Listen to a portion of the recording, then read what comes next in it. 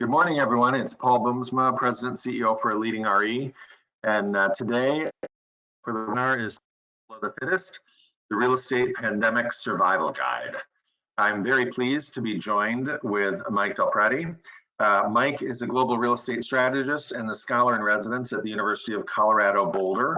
He's a former tech entrepreneur, CEO, strategy director, and the head of corporate development with broad expertise in online real estate tech, and he clearly has a passion for all growing new businesses. He's internationally recognized as an expert and thought leader in real estate, and he has provided so much analysis to Leading RE. We're really excited about that, for him to share his latest report that is actually coming out today. And that report is the Real Estate Pandemic Survival Guide.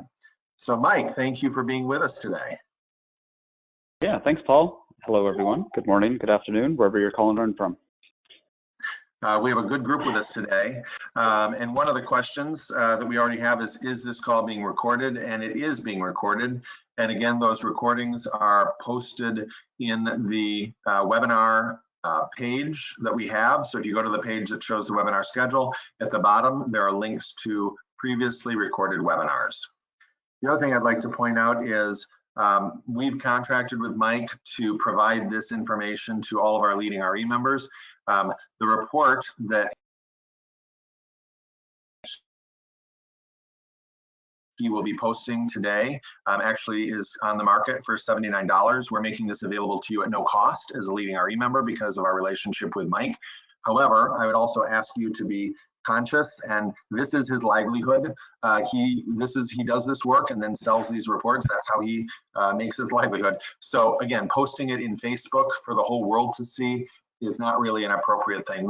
We're making it available to all of you as a member, but please be respectful of the fact that this is proprietary information. So with that, again, you see the question box. And there was also a question, is this audio only? Yes, we got Mike over the phone today, so we don't have video. But I think you'll find what he has to tell you still very compelling. So Mike, let's start with kind of the situation that we're in. And you know, the industry has always been moving a lot, but what are your thoughts? Yeah. Well, yeah, no, thanks again for having me here. And, you know, I apologize that we're not doing video, but like Paul said, the PDF report, you'll get access to it after. It's got tons of charts and graphs. I feel like I kind of know everybody here already because you've probably seen me at the Leading RE conferences or heard me in the past in webinars. So, you know, hi again to everybody, and thanks for joining in. You know, if you know me, I'm a data guy, right? I just love looking at data and numbers and try to see what's out there. So we're in a really, you know, this is an uncertain and unprecedented time. It's also a really interesting time if you're someone like me who likes data, because there's a lot of interesting data coming out, and it's coming out in real time, you know, on a daily basis. So if we kind of, you know, if we zoom into what we're talking about here, real estate, and then in there kind of residential real estate transactions, that's really what I'm interested in. I'm interested in how this pandemic is going to affect the real estate market, and not just in the U.S., but in markets all over the world. Because I think there's a lot of uncertainty out there, and that uncertainty breeds fear. And what I want to do is try to help, and I want to try to help as much as I can. And I think the best way to do that is replace that uncertainty with a bit more certainty. And it might paint a bleak picture in certain cases for certain people or certain companies. It might be bleak, but at least we know what it is. And then if you know what the challenge is, you can make adjustments, like with a clear head and understanding where we are, where we're going to. So that's kind of the goal in all this. If I focus in on one thing, it's real estate transaction volumes, right? It's with all this going on, what's going to happen to the volume of real estate transactions? And you know, they're going to drop, right? But what does that drop look like? How long does it last? What does the recovery look like? So I try to look at, I've been looking at markets around the world that are ahead of us in terms of lockdown, right? Because as the pandemic spreads and lockdowns and quarantines expand, those real estate transactions plummet. So the first place you could look at, so you could look at China, South Korea, Italy. Those are kind of three good examples. If you look at China, the transaction volumes dropped they basically ground to a halt. They kind of dropped kind of 90, 100% for a period of a couple weeks. And then after that started to slowly recover. So they might be down 80% or 70%. It's a huge drop. The recovery is still happening, and I'd say now, a couple months after, it's about 50% normal volumes. The key there is, that's China and that's its recovery. I'm not sure that Europe and the U.S. and other Western democracies will recover in the same way. China's going about this in a particular fashion that I'm not sure every country will. But again, there's a period of time there where transaction volumes dropped kind of 80, 90%. And that's this theme that you'll see. If we shift over to Italy, I was talking to a top portal there. And again, data quality is a big issue, right? Not all countries have MLSs. Data quality is a concern. So it's really about finding a lot of data points and triangulating to the truth, as opposed to starting with the truth or finding the truth. Italy, same thing. In February, as things were kind of heating up over there, transaction volumes dropped kind of 20 to 40%. And in March, this top portal was expecting a drop of 70 to 90%. If we look at, so I've looked at some data from a brokerage, Remax in Italy. So looking at just kind of their performance, that shows a drop in March of about 66% in transaction volumes. And that's year over year. So again, same kind of theme there. And then if you break down the data, kind of, excuse me, the second half of February and then most of March, through different geographic regions, kind of 5 cities, you'll see a transaction volume drop between 20 and 70%. So it's varied, right? It's varied based on the market, and it is totally dependent and related to the levels of lockdowns. I'll just kind of talk a little bit more about South Korea and then some of Zillow's research, and then I'll pause for any questions, Paul. But at the same time in South Korea, the first couple of weeks of March, total national deal volume was down 80%, and in the capital it was down 90%. And then, this is an uncharted path, right? But Zillow released some research on pandemics, and they looked at Hong Kong during the SARS outbreak in 2003. And that showed a similar trend, right? Where transaction volumes fell between 33 and 72%, as consumers practiced social distancing and avoided contact with other humans. And then it recovered after that, but it did take kind of 6 to 9 months to recover. So yeah, it makes sense. There's a lot of restrictions in place, and there's 2 questions, right? There's, can real estate be transacted, like legally and literally and logistically? That's one. And then the second is, do people want to transact real estate, right? Is now the right time to say, yeah, I want to move my family. I want to look for a home. So I'll just kind of pause there for a second, Paul. Anything else you want to jump in with or ask me about based on that? Yeah, no, we had a call on Monday with NAR, and one of the big challenges is that real estate is not being dictated the same in each state. And so one of the challenges is in some states, you can transact real estate still. And we actually have some resources from some of our members. We have a website for those of you that want to go there. It's leadingre.com/corona-virus, leadingre.com/corona-virus. And we have some of our members who have actually produced marketing materials about how to transact real estate during this pandemic. And again, they have rules about, you can showings can only happen in certain situations. There has to be distancing. There's no sharing of cars. People have to transport individually, all these sorts of things. So there are people that are actually, putting in place the ability to still transact business. But again, it's state by state. And some states have not said that real estate is an essential business, where others have kept it as an essential business. NAR, in the federal mandate, real estate services are considered an essential business, but again, each state has been dictating that. So that's something that Sarah Young with NAR, they're currently working on to try to get that to be consistent throughout the US, that within certain guidelines, real estate should be considered an essential business. And I just saw leadingre.com/coronavirus did not work. I will find out why not. So before we end the call, I'll find out what happened to that website, or if I reported it wrong. That's where I've been going, but I'll find it. Okay, All Mike, right. back to you. So, I think, when we look at the real estate portals, this is something we've had a love-hate relationship with them in some ways. What's going on with them, and what the data you're seeing, but what do we see with the leads and everything that they're doing in terms of their revenue models and things like that?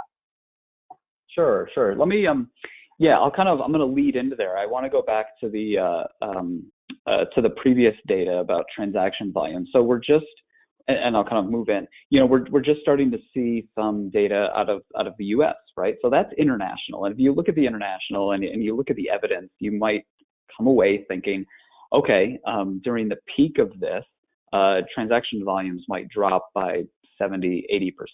And that sounds like a lot, and it is a lot. That's a big number. But keep in mind, the opposite or the inverse of 80 is that 20%. So it's like even during that, transactions still will occur for whatever reason, in whatever states. We're talking nationally here. So things are going to go on a state by state, city by city basis. Sometimes I sense a lot of optimism in the industry, like, oh, it might not be so bad here for whatever reason. And I just, like, optimism is great, but I caution against that. There's just so much evidence to support that this is where we're going, lockdowns, limited transactions, really falling off a cliff, not a 10 or 20% drop, but a very significant drop for a period of time. It's temporary, and then it comes back. And that's what I'm going to be looking for, is that rebound in Italy, South Korea, those European markets, because that is ahead of us. Starting to see some data out of the U.S. So was talking to my friends at Red Oak Realty the other day. In the Bay Area, new listings are down 70% since the shelter-in-place orders came out. So new listings are a great lead indicator, right? Because what I've been talking about right now is just transactions, right? And transactions are a lagging indicator. There could be something in the pipeline, and that's not going to get affected yet. A lot of portals, a lot of companies are having great marches because they're not getting impacted yet. But if we move up the funnel and we get to that lead indicator, and I'll get to portals in a minute, you look at new listings. How many new listings are on the market, right? So in the Bay Area or the East Bay Area, those new listings are down 70% since the shelter in place, which makes sense, right? That makes sense. If we look at some of the California counties that were the first to go on lockdown, I think either March 16th or 18th, San Mateo County, month-on-month new listings down about 20%, Santa Cruz County down about 13%, Santa Clara County down about 7%. But keep in mind that month-on-month decline is opposed to anywhere from a 20 to 40% increase in 2019, right? March is typically an active month here. So it's starting in those markets as well. And then just in the past couple of days, I saw some data out of New York City, which looks like transactions were down about 40%.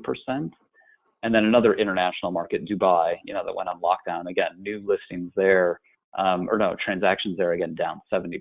So these are big numbers, right? These are big numbers. And I would caution against thinking, oh, my city's going to be fine. My state's going to be fine. I think it is spreading. And the good news is it is temporary.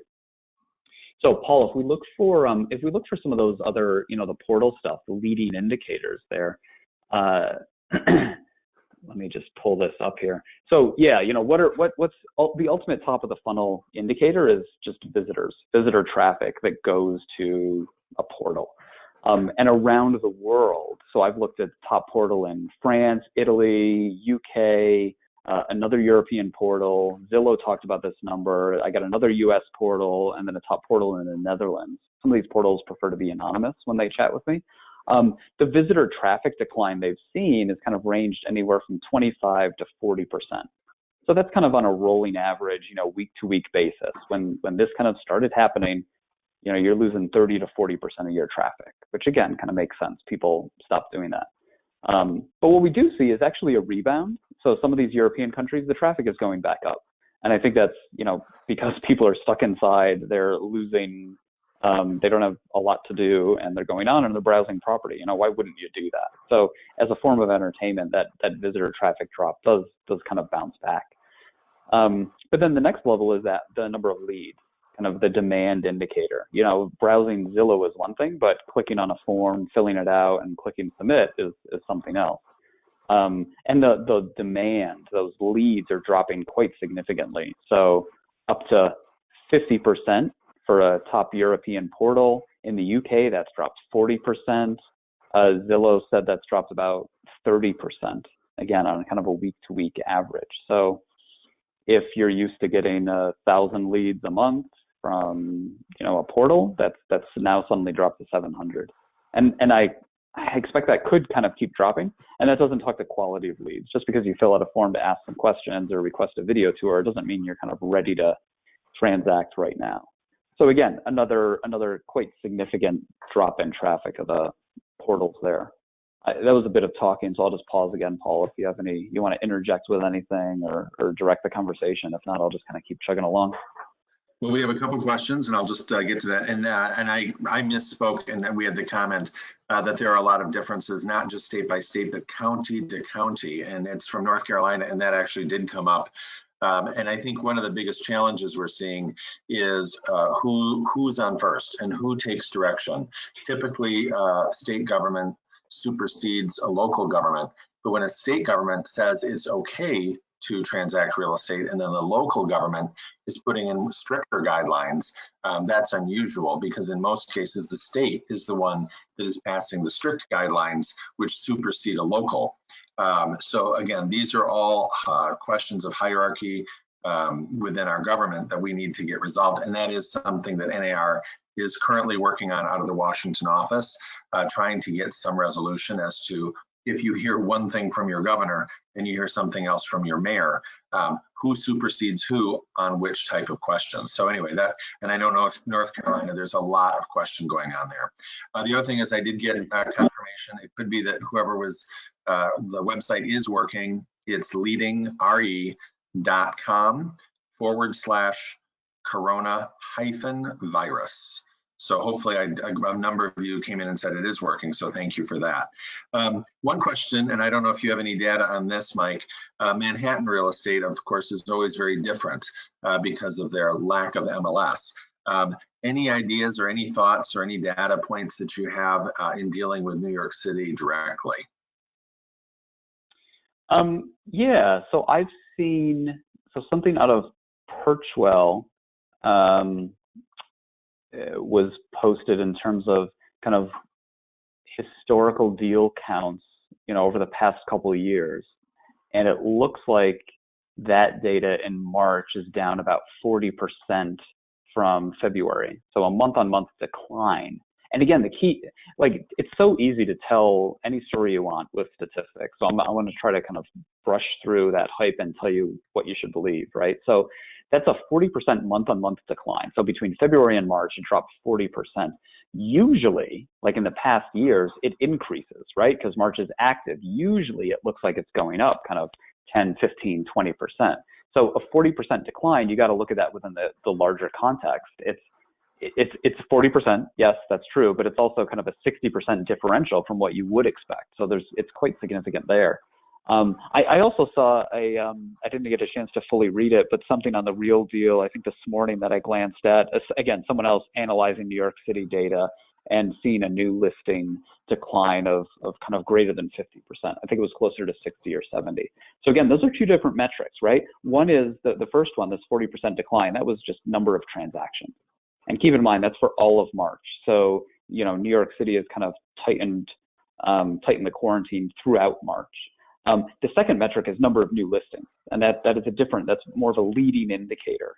So they'll give you kind of this different perspective. And Paul, to go back to so that's what I've seen so far. Whoever asked the question, thank you. That's kind of currently top of mind right now. So that's what I'm kind of thinking about working on. I'll put some stuff together. If you kind of go to my website, follow me on LinkedIn, or you're on my mailing list, you'll be the first to get that when it comes out. But Paul, to go back to what you said, I mean, I think one half of the coin here, one side of the coin is what you talked about. It's like the county by county and state by state restrictions and guidelines on real estate. And that is very important. But to me, that's only half of it. And that's kind of for dealing with stuff that's somewhere in the funnel. The other half is simply the demand. How many people, even if you can, right? Even if I can like do a virtual tour and use online notary and all that stuff, like how many people right now are going to look to buy a home or sell a home? And that's that leading indicator where we look at new listings. And even if it's legal, I think there's a huge drop in people who want to transact real estate right now.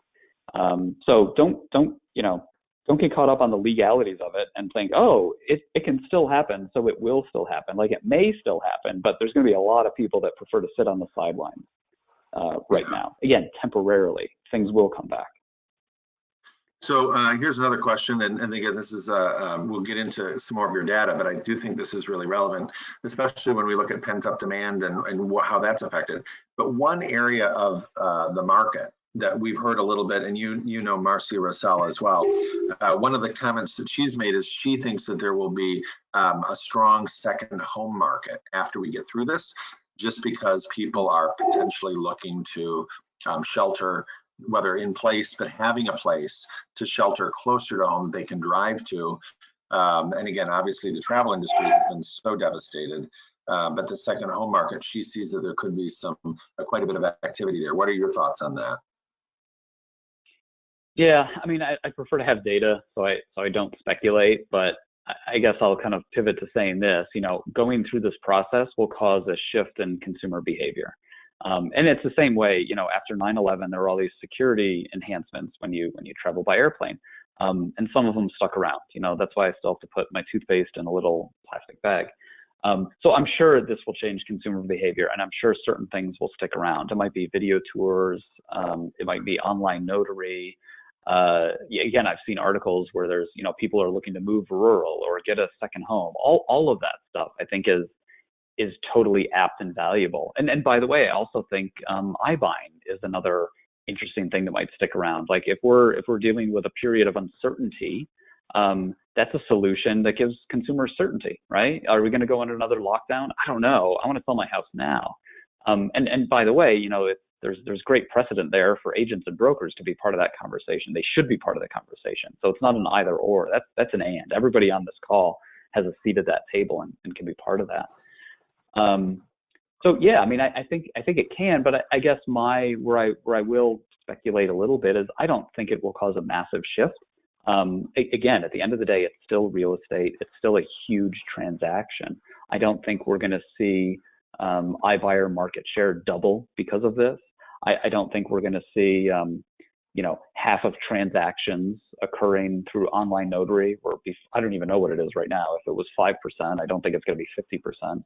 I think it's going to help. It's going to help push this stuff on, but I would caution against thinking, this new normal is going to look totally different, and there's going to be new technology everywhere, and everybody's going to want to move out of cities, and everybody's going to want to buy second homes. I think we'll see some trends, definitely in that direction, but I don't know that it's going to be a full-fledged swing in any one of those directions. Hopefully that answers the question. Great. For those of you that joined us late, our topic again is Real Estate Pandemic Survival Guide, and we've got Mike Del Prete. We've been covering some of the negative things, and we'll be getting into some of the opportunities with him shortly. Mike's on the phone with us today, so we don't have additional video or slides for you to look at. However, as I said at the beginning, this is a new report that he'll be publishing today, and it will be made available to all of you on the leadingre.com/coronavirus webpage later today when it's released. So anyway, we will continue taking some questions. I do see a comment here, Mike, which I think is a positive one, which is, and this is someone who's in more of a resort market, that their traffic is up 12% in March year over year, a 19% increase for new users, or 19% increase of new users. So it's the potential that prospects are looking for some resort properties or an escape from urban. So certainly, as you said, there's a potential for that to happen. We don't think everybody's going to leave the cities, but it could be a positive for some of our second home markets. So let's continue in terms of, I know that the portals are also reacting, and they're putting through some discounts on what they're charging customers. Do you want to talk about that a little bit? Yeah. So again, we're talking about, and again, I mean, I have heard similar things, Paul, where certain markets are seeing upticks in traffic, or a certain kind of niche portal might see an uptick. And that's, yeah, I mean, that's great. And I think that kind of goes to what we'll talk about later, which is how you accelerate out of this and create opportunities. But for right now, when I'm talking about the portals, I'm looking at the biggest, international ones. So it's Zillow and Realtor.com. It's the top portals in the UK and Germany and France, Australia, New Zealand, because they're just the biggest, right? Their denominators are the biggest, and they have the most traffic. So it's interesting to see what kind of trends are happening there. So we saw the drop in traffic. It'll probably bounce back. We saw the drop in leads. Because of that drop in leads, and they're delivering less value to their customers, to agents, and because we are all in this together, a lot of portals are offering discounts. So here in the U.S., you got Zillow offering a 50% off your next monthly bill. Kind of comically, Realtor.com decided to one-up them with 60% off their next monthly bill. It is worth noting, if anybody on the call is buying leads from Zillow, ask for a bigger discount. Because 50% off is great, but you're getting 50% off 30% fewer leads. So that discount is actually closer to 30%.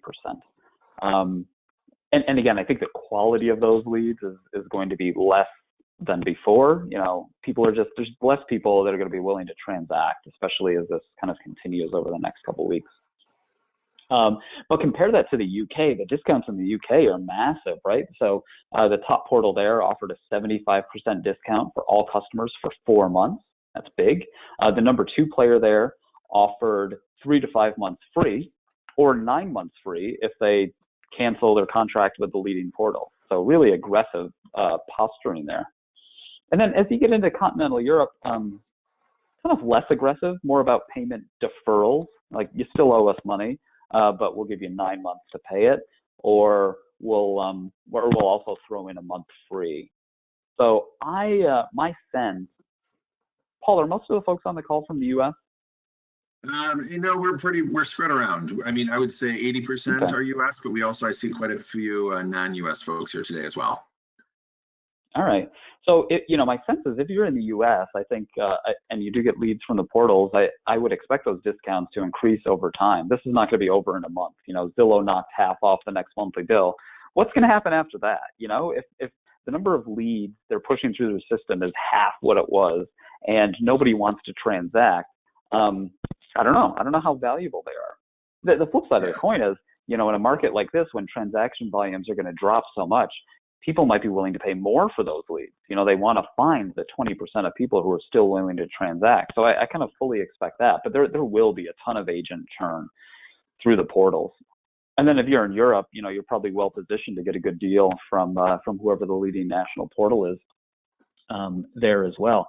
But I mean, just to put that in context, by Zillow just doing a 50% discount on 1 month, that's what did they say? That's a kind of, I think it was $50 million, $40 to $50 million hit to the revenue, which is a decent size chunk, kind of 5-6%. I don't think that'll be it. I think it'll be more than that, especially when you consider the customer churn. So this can be a significant hit to the revenue. In the UK, that leading portal who is offering that giant discount for 4 months, that's like a 28% hit to their revenue. So massive, right? These are massive hits to those portal revenues. And then Mike, kind of the last thing I'll say, yeah, go ahead, Paul. I'm just saying, would I be accurate? I mean, most of these portals are still not showing a profit on a good day. Is that accurate?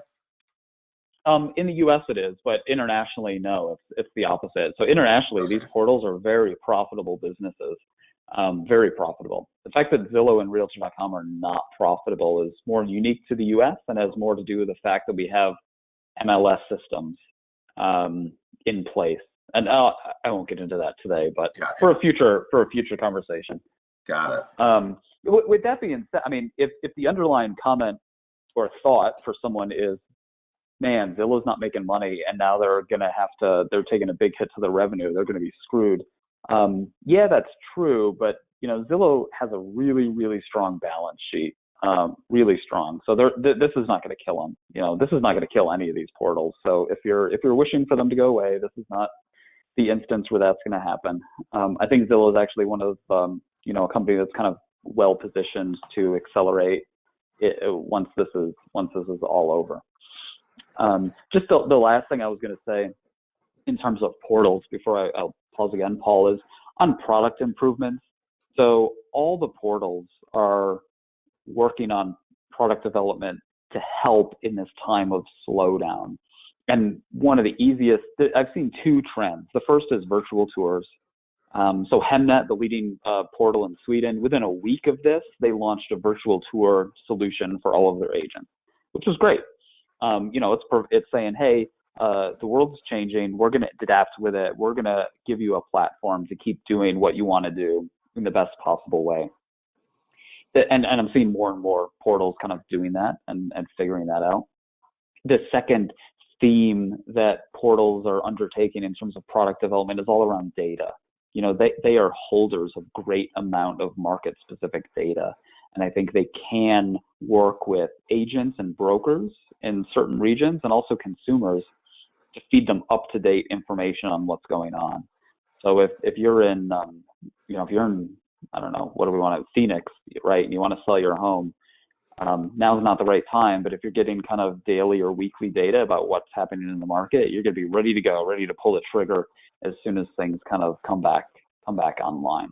So yeah, seeing those themes around virtual tours and data. Great.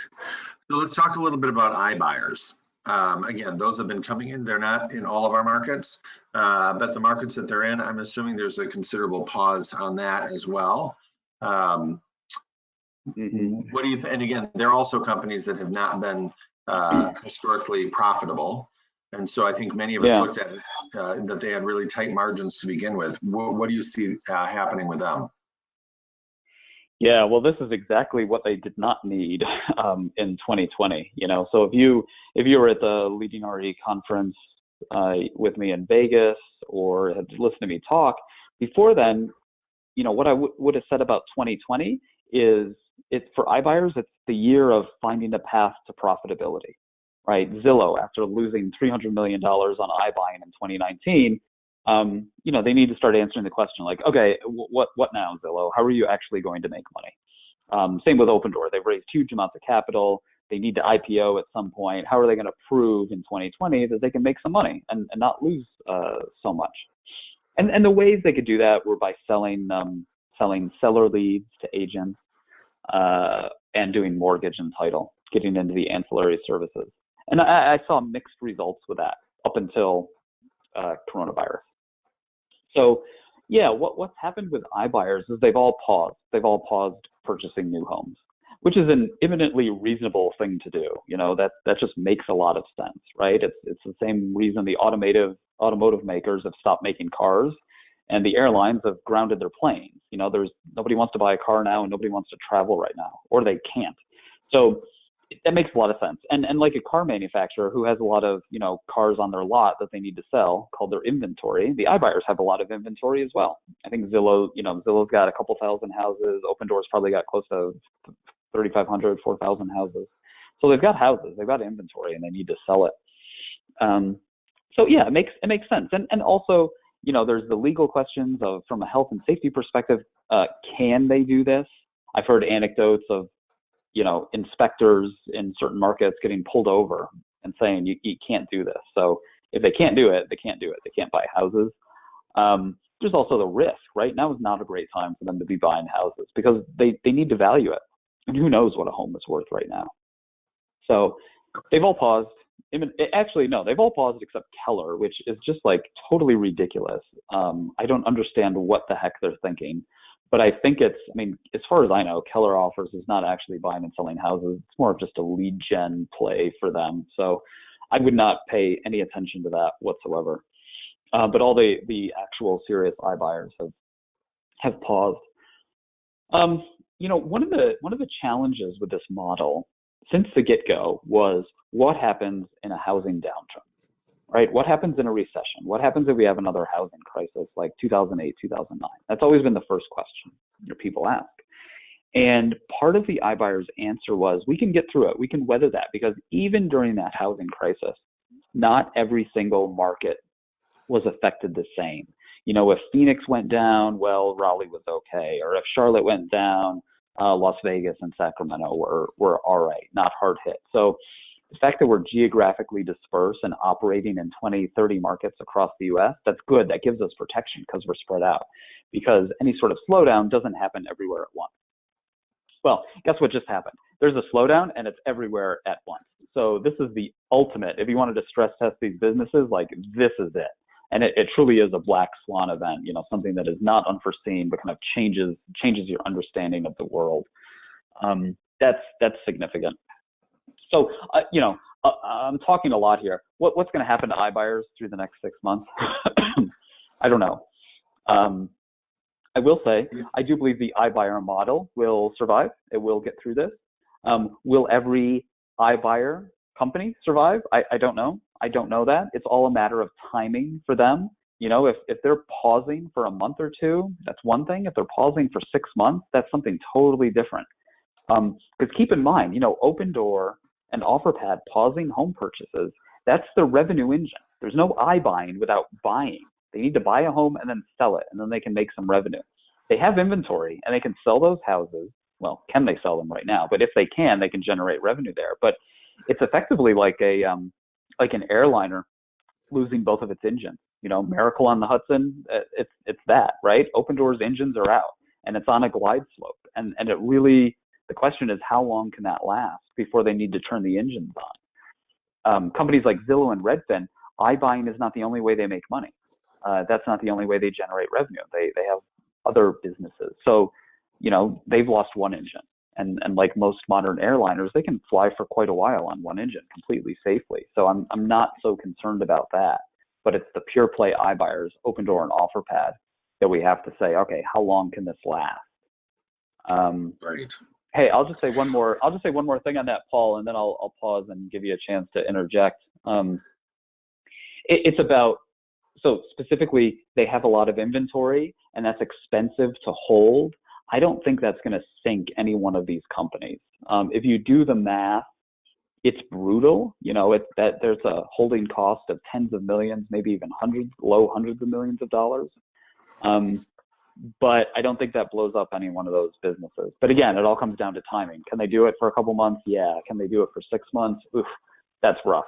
4,000 houses times the holding cost times 6 months. And then if there's price depreciation at the end of it, if prices go down of 5%, like, that's a really big number, and that'd be tough for them to get through. So yeah, I'll just pause there, Paul, if you got any questions in. Yeah, so here's one, and the question is about what do you think the effect of the liquidity crunch and the domino effect on the mortgage market would be, being impacted by unemployment? Have you heard anything? I know that's not what this report deals with, but I know you're always looking at that as well.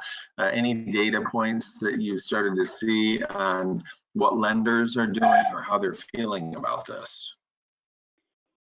No, it's too early. It's too early. And that is my concern. I mean, there's two issues at play here. One is the pandemic, and the second is the economy. And I feel pretty good about the pandemic in terms of what's going to happen and the bounce back. But what I don't feel so great on or so certain about is the economic impact.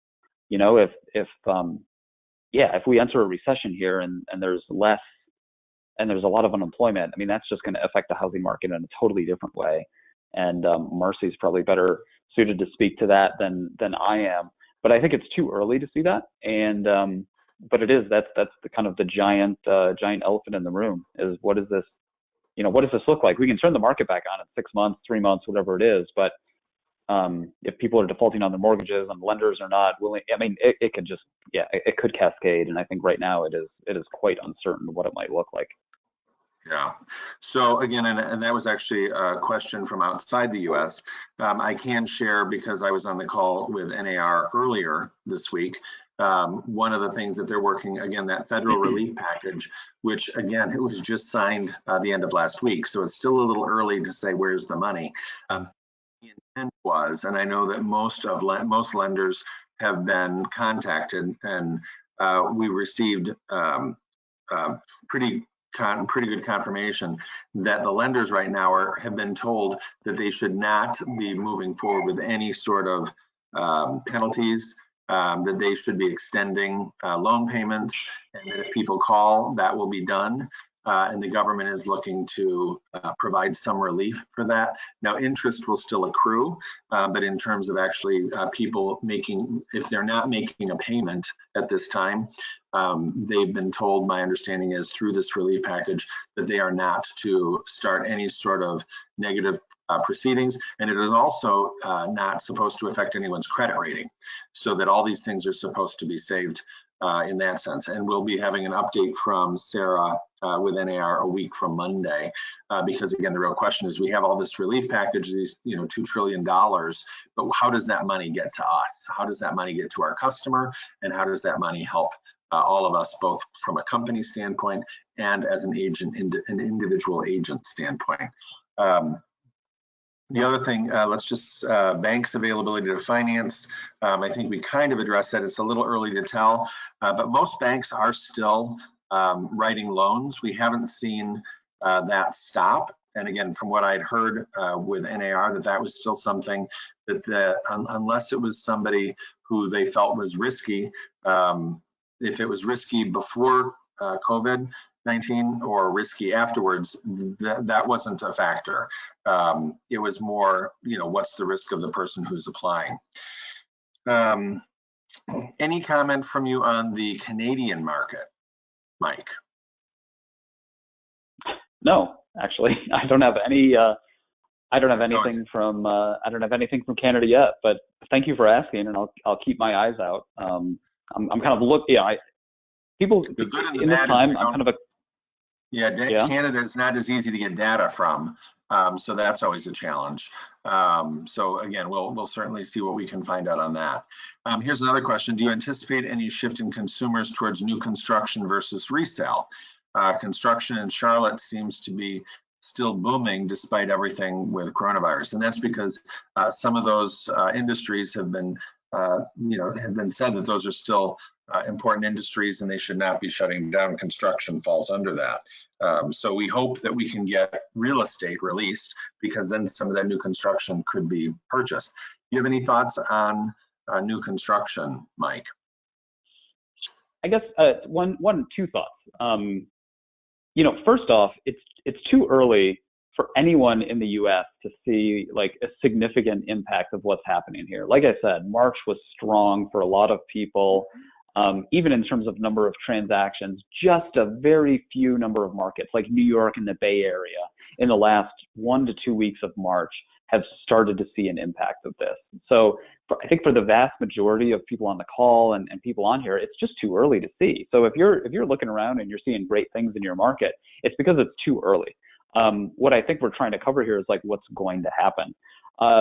But in terms of new construction, the only thing that pops to mind is China, actually. And there was after their lockdown was lifted, I saw a really significant uptick in kind of new construction purchases, or apartment buildings, condos, new towers going up, things like that.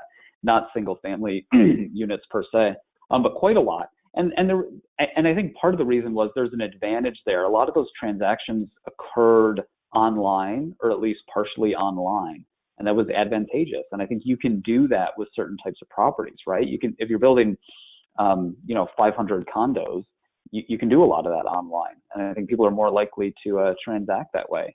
But if you're looking at the house that I'm currently living in, you're not going to do that online, right? You're going to want to visit it and whatnot. So I think new construction is more of an area that I'd be looking at in the next 3 to 6 months to say, hey, yeah, it might actually rebound a bit quicker, and people might be more inclined to start looking at that, because the interactions of doing it are more advantageous in a world of uncertainty and in a world where social distancing is a thing.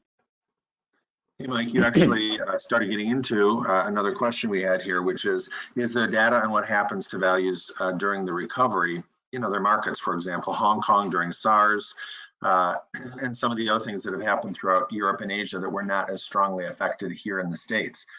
We actually are going to be also producing our own report, which is coming out coincidentally later today, which is on what's going on globally. And we've had some data collected through surveys, and also we've been doing webinars with all of our non-US folks over the last 2 weeks. And so again, these are not necessarily aggregated data in a market, but it's definitely anecdotal from our members in those markets. And I would say that in many cases, the firms that are in countries that were affected by SARS and some of these other pandemics are much more positive because they've been through it before, and they don't feel as much angst maybe as we do. So that's another report that we'll be sending out later today, and you'll be getting an email about that. And Mike, I'll share that with you as well, because we just got that completed yesterday. So I think that'll address some of that. Again, not aggregated data in all countries, but it is information from our members in those countries talking about what they're dealing with and what their plans are and how long they expect this to last in those other non-US countries. Another question, do you have any ideas, Mike, from a percentage standpoint, what do you think is going to happen to home prices, and how much are they going to drop in the US? And this is from someone in Texas. So we got a lot of homes in Texas. Yeah, no, it's a good question. Again, looking at the Hong Kong SARS data pandemic, the evidence is pretty clear, which is home prices, when the market picks back up, they basically pick up where they left off. So there's not a big decline. There's a pause, and then when things start, home prices are generally unaffected. You know, a couple percentage points up or down. That's what the research and the evidence suggested. Now, and I would be fine kind of saying, all right, that's the basis, and I think that's what we should expect here. And I will say that I do think that is kind of the basis. You know, naturally there will be market-specific supply and demand issues depending on the market you're in. I'm in Boulder, and you know, Boulder's got low supply and generally high demand, so that's going to affect prices here differently than Phoenix or differently than Dallas or Austin. But Paul, it's this whole economy question that we don't know about, right? If it was just this, that's fine. But what happens with unemployment and all of that? And I think nobody really knows for 6 months. So that's what I would be looking at. And I think it's way too early to tell and to understand. It'd be interesting, again, to get Marcy to chime in on that, you know, in a month when we have more data and we have a better understanding of unemployment rates and mortgage defaults and all of that. So I don't know. I'm optimistic about home prices. You know, I don't think it is I don't think what we're seeing here is going to totally knock that out of whack and totally reduce them. But I think the big question mark is the economy, and if we enter a recession here, what that looks like. Terrific. And I know a lot of this is really, you know, we're looking at it to try to figure out, you know, how do we survive? And I think, you know, one of the things that we look at is leading RE. You know, the most recent situation we had was the crisis of 08, 09. And we're pleased that we had some companies merge, but we did not have a lot of our companies going out of business. In fact, I don't know that we really had any company going out of business. We had a couple that merged. So I do think we're better positioned than many other organizations. But the challenge is when it's hitting very close to home for all of us. And the question is, how do we survive for this? So again, I would strongly urge people to pay attention that there is a lot of federal relief packages that are being put into place. We intend to make sure that everybody knows how to take advantage of those. It's a little too early to tell in some cases. The small business loan, that information has been pretty much out there, and that relates to companies under 500 employees. And it will reimburse for compensation for those employees that are not being furloughed or laid off. It'll also reimburse for rent that you're paying for up to 90 days at this time. Again, it appears as a loan, and then the plan is set forth to say that that's a loan that will be forgiven in a future time. And now there will be some additional requirements around that. but nonetheless, it's being set up with all the banks, and most banks have now been communicated about that. So there's small business loans for that. And then also when it comes to compensation for independent contractors, NAR has pushed through and do feel that that is not going to be an issue, that there is going to be compensation available to independent contractors in this relief package as well. I would also, sorry, Mike, I'm just putting in one little plug. We're doing a webinar tomorrow called How to Stay Financially Sound in Uncertain Times. Larry Kendall is doing that, and that's tomorrow, same time. And again, that's on our schedule. But I would say, Mike, you and I talked about this a little bit before. I think the real key is, we need to be able to weather the storm, and that's the challenge, because once the storm is over, I mean, your thoughts seem to be, things are going to be coming back fairly quickly. And I think what we've seen in other countries, when the pandemic is done, it almost ends in some ways as quickly as it began. However, there will be some residual economic challenges, which we have not yet. We don't know what that's going to be yet in terms of a recession or things like that. So talk a little bit about, from a survival of the fittest, what are your thoughts on consumer behavior and those sorts of things? Yeah, it's going to be tough. The one, the one number I want to start with, and this is kind of the big scary number, is 50%. I think total transactions in 2020 will be half of what they were in 2019, like a 50% decline. And I'm basing that on the data I've seen, right? If you believe there is a kind of, call it 4 to 6 week drastic slowdown where transaction volumes drop 70, 80%, maybe even 90% in some markets, and then a 6 to 9 month recovery where it gets better every month, but it takes a while. It's not an immediate rebound.